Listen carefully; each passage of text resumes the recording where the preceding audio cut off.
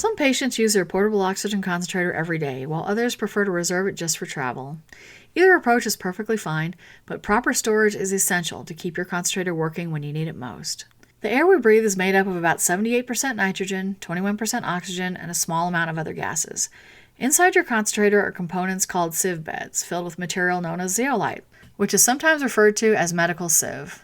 The compressor draws in ambient air and pushes it through these sieve beds.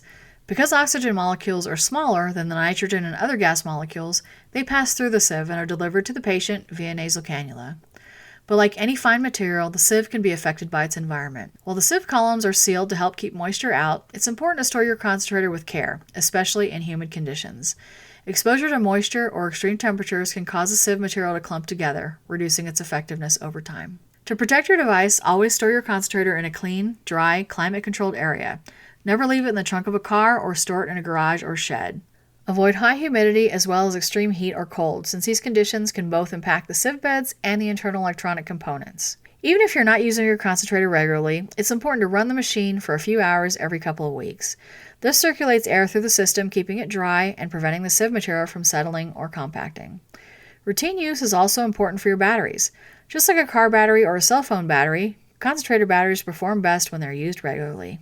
If left sitting too long without use, they can lose their ability to hold a full charge. For best results, fully charge your batteries, then use them till they're nearly depleted. Recharge them again fully before placing your concentrator into storage. Never let your concentrator sit with your battery fully depleted. And if you're planning a trip, please don't wait until the last minute. Test your concentrator a couple of weeks in advance. This gives you time to make sure your batteries are holding a charge and your sieve beds are still functioning properly. A little preparation now can help you avoid unexpected issues later.